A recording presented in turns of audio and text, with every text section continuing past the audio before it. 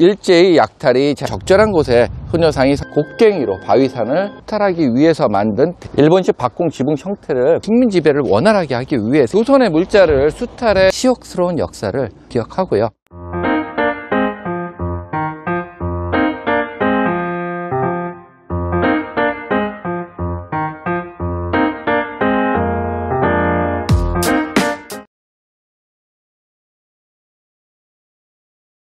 안녕하세요. 오늘은 대한민국 목포에서 인사를 드립니다. 저는 지금 목포 근대역사관 앞에 나와 있습니다. 이곳 목포는 1897년 개항된 이후 일제의 약탈이 자행됐던 대표적인 도시고요. 아직도 시내 곳곳에는 일제시대 때의 건물들이 남아 있습니다. 오늘은 가장 먼저 1900년 일본 영사관으로 지어졌던 목포 근대역사관을 찾아보려고 합니다. 목포 근대역사관 입구에는 이렇게 소녀상이 설치되어 있습니다. 이 건물이 일본 영사관으로 지어진 건물이라는 역사적 사실을 생각해보면 아주 적절한 곳에 소녀상이 설치되어 있다는 생각을 하게 됩니다. 목포에는 근대역사관이 두 개가 있는데요. 이곳은 목포 근대역사 1관입니다.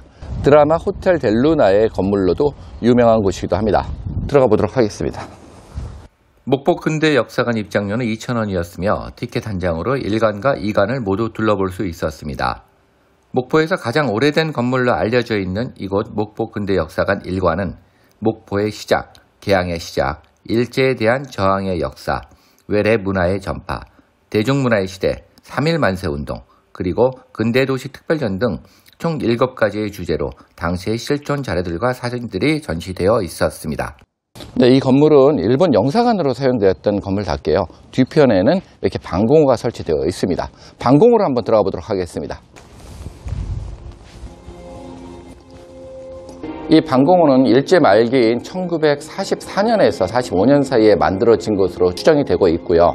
총 연장 85m로 밖으로 통하는 문은 3개가 있다고 하네요. 당시 유달산에 주둔하던 154단이 이용했던 것으로 추정이 되고 있고요. 강제로 동원해서 곡괭이로 바위산을 파내서 만든 방공호입니다. 근대역사관 1관은요. 목포 시내를 한눈에 내려다볼 수 있는 유달산 자락에 위치하고 있습니다. 네, 이곳은 목포 근대역사관 2관입니다. 일제강점기 시대에 동양청식 주식회사 건물로 이용됐던 곳이고요. 지금은 이렇게 근대역사관으로 보존이 되고 있습니다. 동양척식 주식회사는요, 여러분들이 교과서에서 다 이미 배우셨던 것 같이 영국의 동인도 회사를 본따서 우리 민족을 수탈하기 위해서 만든 대표적인 일제강점기의 기관이기도 합니다. 지금은 목포 근대역사관 제2관으로서 우리 민족을 억압했던 당시 일본의 모습을 극명하게 드러내주고 있으며 그럼으로써 우리에게 많은 교훈을 주고 있는 건물이기도 합니다.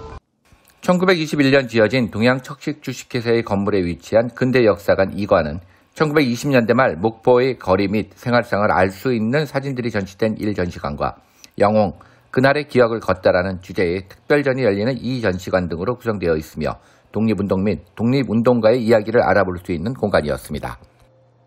일본 영사관 바로 앞에 자리 잡고 있던 이곳은 당시 일본인들이 주로 거주하던 제일 번화가였는데요. 아직도 그 당시의 건물들이 이렇게 보존이 되고 있었습니다. 저는 지금 목포의 동본원사 앞에 와 있습니다. 1930년대에 지어진 일본식 불교 사찰인 이곳은요, 한국 전쟁 이후인 1957년부터 2007년까지 50년간은 교회로 사용이 되기도 했다고 합니다. 일본식 박공 지붕 형태를 고스란히 보여주고 있는 이 건물은요, 한때 주차장 부지 확보를 위해 철거 논란이 일기도 했습니다만 현재는 내부를 개조하여 각종 전시 및 공연 공간으로 사용이 되고 있다고 합니다. 이곳 목포 구시가지를 걷다 보면 1920년대, 30년대의 많은 건물들을 볼 수가 있어서 이국적인 느낌까지 주기도 합니다. 하지만 우리가 이국적인 모습에 감탄하기보다는 일제강점기 시대에 일본이 우리에게 행하였던 여러 행위에 대해서 신랄하게 비판하고 우리 역시 다시는 그런 역사를 겪지 않도록 다짐하는 계기가 됐으면 좋겠다는 생각을 가지면서 목포 영상은 이상으로 마칠까 합니다. 네, 안녕하세요. 이곳은 군산입니다. 지금 제가 있는 곳은 근대건축박물관입니다. 이곳은 구조선은행 군산지점이었고요. 1923년 일제가 식민 지배를 원활하게 하기 위해 세운 대표적인 금융기관이기도 합니다. 지금 현재는 근대 건축박물관으로 운영이 되고 있습니다. 1922년 건축되어 올해로 지어진 지 딱 100년이 되는 이곳 근대 건축박물관은 현재는 무료로 개방이 되고 있었습니다. 군산의 유명 건축물들을 미니어처로 만들어 전시하고 있으며 일제에 짓밟히고 수탈당하는 모습을 재현한 조형물도 자리 잡고 있었습니다. 특히 당시 이 지역 최대의 지주를 군림하며 무려 2만여 명의 한국인 소작농들을 착취했던 구마모토의 저택과 농장가오, 군산역, 동국사 등이 기억에 남았습니다.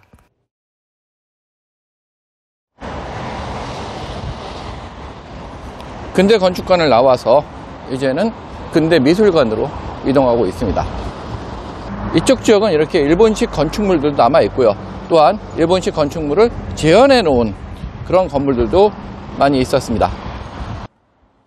조선은행과 함께 우리 민족의 수탈과 당시 조선에 진출한 일본 상인들의 이익을 위해 세워진 구 일본 18은행의 군산지점 건물에 자리한 근대미술관은 현재 우리 화단의 주요 작가의 그림들이 전시되고 있으며 한편에는 당시 일본 18은행이 우리 민족 자본을 수탈하기 위한 행위들에 대한 자료들이 전시되어 있었습니다.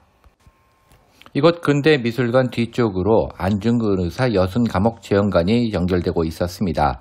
총 2층으로 만들어진 이 공간은 안 의사의 독립에 대한 의지를 보여주는 여러 유품들과 어머니 조마리아 여사가 안중근 의사에게 마지막으로 보내는 편지의 사본 등이 전시되어 있었습니다.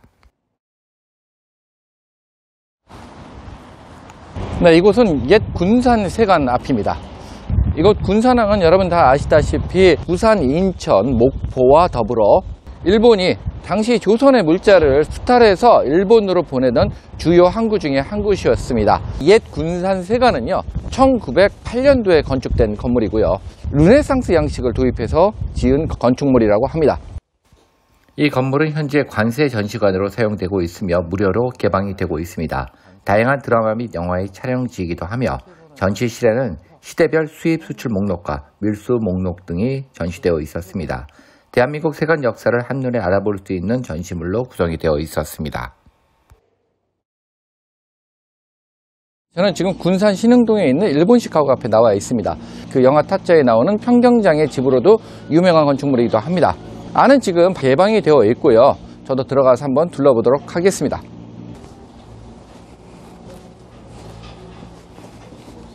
건물을 따라 들어오면 일본식 정원이 펼쳐지고 있네요. 2층으로 된 본체와 단층 별채가 있는데요. 두 건물은 저런 식으로 연결이 되어 있습니다.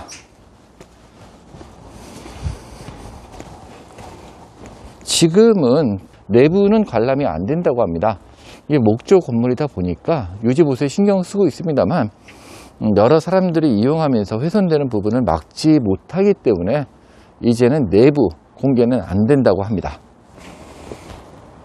이렇게 다다미로 이루어진 방들이 있고요. 복도 따라 쭉 이어져 있는 일본식 주택입니다. 저는 지금 군산 동국사 대웅전 앞에 나와 있습니다. 1932년 일본 승려에 의해서 금강사라는 이름으로 건축이 되었다고 하고요. 광복 후에 동국사라는 이름으로 변경이 돼서 지금까지 내려오고 있습니다. 팔짝 지붕 호처마 형식의 에도시대 전통 양식에 따라 지어진 건축물이라고 하고요. 지붕의 경사가 굉장히 심하다는 것이 특징이라고 합니다. 이 요사체가 이렇게 대웅전과 연결이 되어 있죠. 지금은 조계종에서 관리하는 사찰이라고 합니다. 이번 영상에서는 우리 근대화에 많은 영향을 끼쳤던 일제 약탈기 시대의 건축물들을 둘러봤습니다. 우리가 일본 강점기 시대에 일본으로부터 많은 피해를 입었다는 사실을 부인할 수는 없겠죠. 그 부분이 자랑스러운 부분도 물론 아니고요. 하지만 치욕스러운 역사를 다시 한번 기억하고요. 앞으로 우리는 그 누구에게도 피해도 주지 않고 피해도 받지 않는 그런 대한민국이 되어야 되지 않을까라는 생각을 해보면서 이번 영상을 준비했습니다. 지금까지 이 영상 시청해 주셔서 감사합니다. I've seen a lot of change, been through a lot of pain.